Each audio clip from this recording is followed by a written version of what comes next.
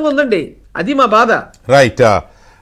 అది కొంత మీరు మాట్లాడేది కొంత లాజికల్గానే ఉంది. కాకపోతే ఒకటి వాస్తవం, డిప్యూటీ సీఎంకి ప్రత్యేకమైన అధికారాలే ఉండవండి. చీఫ్ మినిస్టర్ తర్వాత మంత్రులకు ఉంటాయి, అందరూ ఈక్వల్. ప్రత్యేక అధికారాలు ఉండవు డిప్యూటీ చీఫ్ మినిస్టర్. కాకపోతే ఏంటంటే రాష్ట్ర ప్రభుత్వాలు ఏదో ప్రోటోకాల్ పరంగా డిప్యూటీ సీఎం అనే ఉద్దేశంతో కాస్త కాన్వాయ్లో కారు ఎక్కువ పెట్టడం, ఇది తప్ప అధికారాలు స్పెషల్గా ఉండవు. అయితే శ్రీనివాసరెడ్డి గారు, ఇప్పుడు కార్యకర్తలు లేకపోతే థర్డ్ లెవెల్ లీడర్షిప్ ఆలోచనలు ఒకలా ఉంటాయి. మీరు పొలిట్ బ్యూరో మెంబరు, అంటే పార్టీ అత్యున్నత విధాన నిర్ణాయక మండలి, మీరు చాలా కీలకమైన దీంట్లో ఉన్నారు కదా. సో మీ స్థాయి, పొలిట్ బ్యూరో స్థాయి నాయకుల మనసులో కూడా ఇదే ఆలోచన ఉందా? అసలు చంద్రబాబు నాయుడు గారు ఏమనే అవకాశం ఉంది? తర్వాత ఏమైనా మాట్లాడారా మీరు అడిగిన తర్వాత? నేను ఆయన్ను సీఆఫ్ చేసేదానికి ఆయనతో పాటు కారులో వెళ్ళానండి. హెలిప్యాడ్ లో సీఆఫ్ చేశాము. నేనేం అడగలేదు, నేనేం చెప్పలేదు. ఆయనకి పక్కన కలెక్టర్ వాళ్ళు ఉన్నారు, దానివల్ల అధికారులు ఉన్నారు కదా. నేనేం మాట్లాడేది, ఆయనేం మాట్లాడేది. నేను తప్పుగా మాట్లాడితే మంచిమని అడిగాను కదా మీటింగ్ లోనే, అడిగేది ఏముంటది. అయితే అడిగినా కూడా ఆయన ఏం అనలేదంటే తప్పుగా మాట్లాడలేదని అర్థం.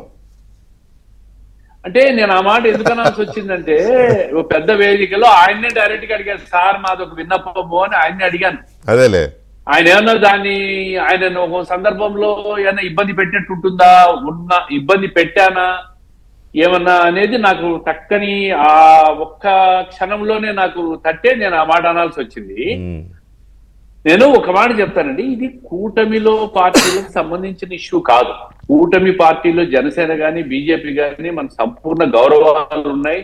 వాళ్ళ మీద అందరూ ఉమ్మడి యుద్ధం చేసే ఒక రాక్షస ప్రభుత్వాన్ని ఇంటికి పంపించాం. దాని ప్రకారం ఎవరి హక్కులు వాళ్ళకున్నాయి, ఎవరి షేర్స్ వాళ్ళకున్నాయి. అందరం కలిసిమెలిసి ఈ ప్రభుత్వాన్ని నడుపుతున్నాం చంద్రబాబు నాయుడు గారి నాయకత్వంలో. కూటమి వాళ్ళకు మాకు సంబంధించిన ఇష్యూ కాదు ఇది.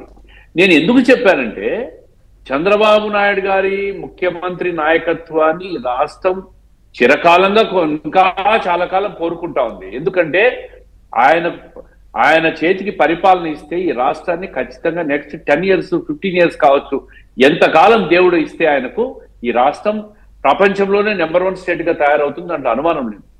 నేను ఎందుకు ఆ మాట అన్నానంటే, next 30-40 years down the lane ఈ పార్టీకి ఒక బలమైన నాయకత్వం అవసరం కాబట్టి ఆయన ఈరోజు ఎలివేట్ చేయమని అడిగాను.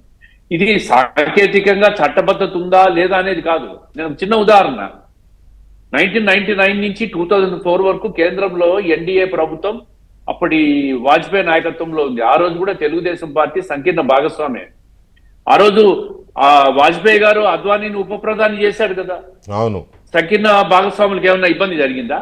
ఈ రోజు తమిళనాడులో తండ్రి కొడుకు ఉప ముఖ్యమంత్రిగా ఉంటే అక్కడ కూడా కాంగ్రెస్ పార్టీ కానీ ఇతర పార్టీ కానీ సంకీర్ణ భాగస్వాములే కదా.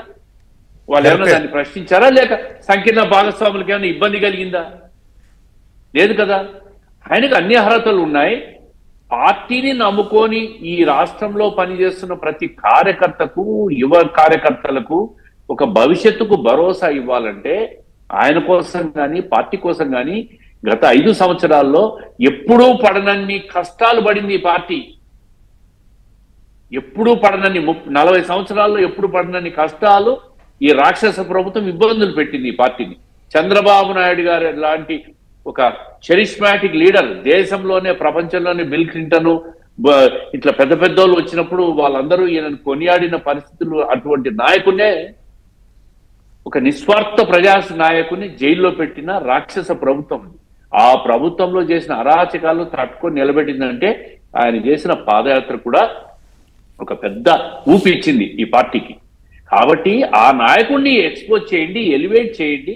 ప్రజలకు కార్యకర్త మా పార్టీ కోసం అడిగామండి. ఇది ఏ దానికోసం మేము అడగలేదు, మా పార్టీ కోసం అడిగాం. దీనికి ఎవరు కూడా వైసీపీ వాళ్ళు ఏం మాట్లాడుకున్నా మాకు సంబంధం లేదు, వాళ్ళు ఇష్టం వచ్చినట్టు వాళ్ళు మాట్లాడుకోవచ్చు. సంకీర్ణ భాగస్వాములకు ఎవరికి ఇబ్బంది ఉండదు. వాళ్ళకి ఇవ్వాల్సిన గౌరవం, ఇంకా ఎక్కువ గౌరవం కూడా ఇస్తాం. పవన్ కళ్యాణ్ గారు కూడా బ్రహ్మాండంగా పనిచేస్తున్నారు. ఆయన కూడా ఈ రాక్షస ప్రభుత్వాన్ని తట్టుకొనే అందరూ కలిసి ఈ రాక్షసుని ముందు ఇంటికి పంపించాలనే ఒక ఏకైక కారణంతో వచ్చారు. భారతీయ జనతా పార్టీ ఈ రోజు సంకీర్ణ భాగస్వాములే కదా తెలుగుదేశం పార్టీ. వాళ్ళు ఎవరెవరికి ఏదేది పదవులు ఇస్తా ఉంటే అడుగుతా ఉందా? మాకేం కావాలో చంద్రబాబు నాయుడు గారు ఈ రాష్ట్రంలో మా ఎంపీలకు ఏం కావాలని అడిగారు. 2 కేంద్ర మంత్రి పదవులు ఇచ్చారు.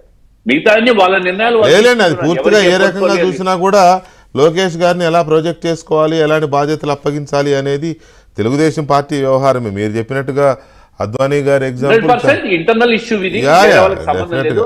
ప్రతిపక్షాలు ఎవరు మాట్లాడుకుంటే మేము లెక్క పెట్టము. మీరు చెప్పినట్టు అద్వానీ గారి ఎగ్జాంపుల్ చాలా వ్యాలిడ్ ఎగ్జాంపుల్. ఎనీవే చూద్దాం చంద్రబాబు నాయుడు గారు ఏ డెసిషన్ తీసుకుంటారు. ఆయన నిర్ణయం, ఆయన ఇష్టం. అదే అదే అదే అదే అందుకనే అంటున్నారు. అధినేత అభిప్రాయాలు పార్టీ అధ్యక్షునిగా 12 సంవత్సరాల నుంచి పనిచేస్తున్నా కాబట్టి కార్యకర్తల మనోభావాలన్నీ తెలుసు కాబట్టి నేను మాట్లాడు. రైట్ శ్రీనివాస్ రెడ్డి గారు, థ్యాంక్ యూ వెరీ మచ్ అండి. అలాగే రాజేష్ గారు అండ్ విక్రమ్ గారు.